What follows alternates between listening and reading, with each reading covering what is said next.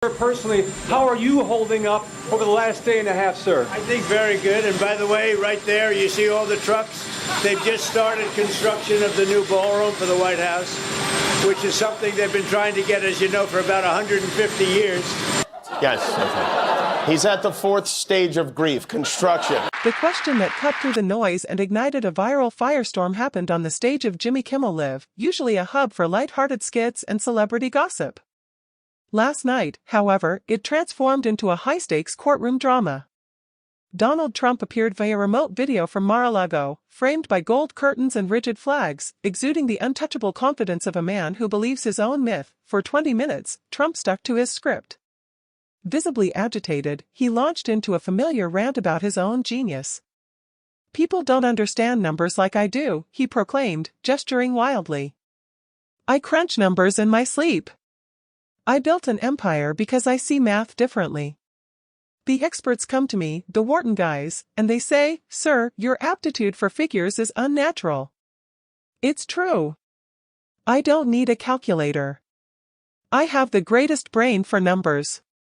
The audience sat in polite, skeptical silence as he doubled down on his narrative of mathematical supremacy. But the atmosphere shifted the moment Kimmel leaned in, ready to puncture the bravado with a single, devastatingly simple question.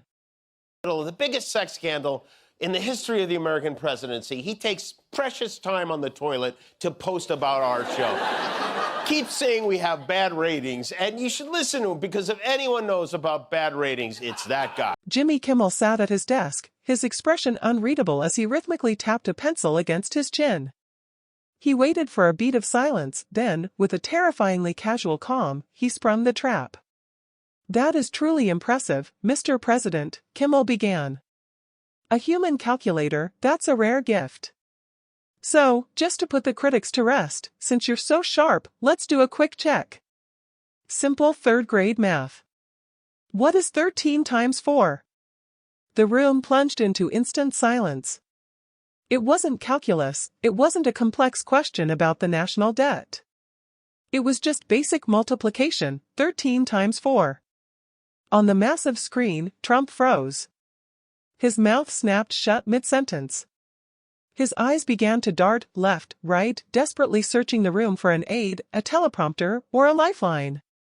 A single bead of sweat appeared on his brow. 1 second passed. 5 seconds. 10.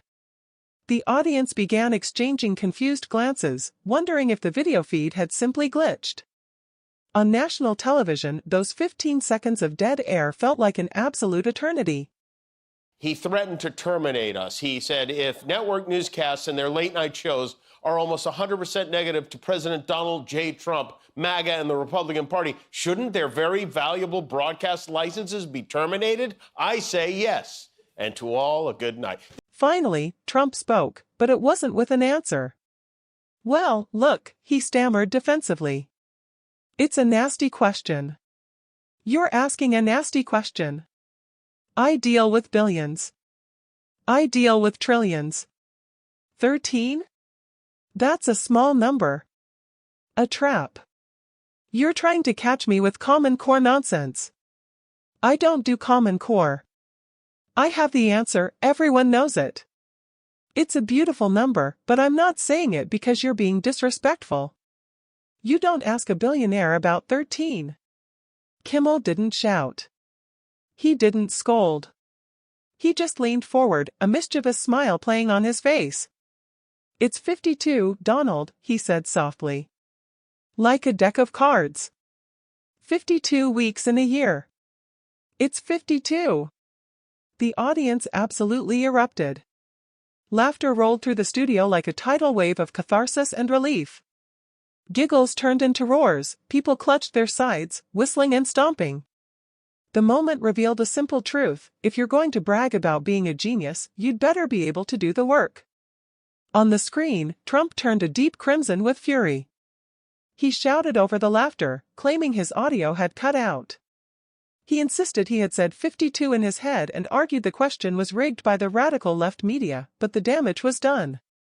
For 15 seconds, the Wizard of Oz had been exposed as a man who couldn't multiply 2 digits without a total meltdown. Kimmel tossed his pencil casually onto his desk. He deals in trillions, he quipped, but can't handle a deck of cards. In that moment, viewers everywhere leaned closer to their screens.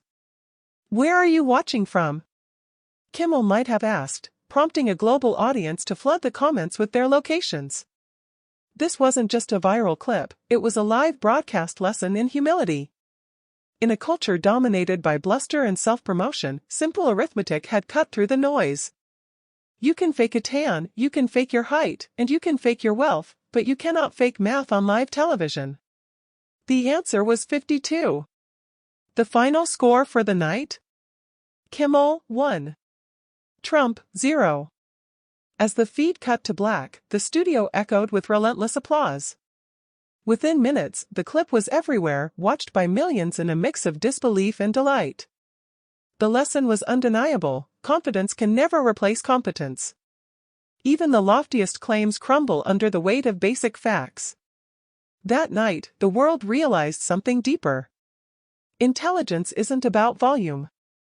It isn't about how many times you declare yourself a genius or the size of your bank account. Real intelligence is clarity, accuracy, and consistency. It's knowing your facts and standing by them without the bluster. Because sometimes, the simplest question carries the heaviest weight.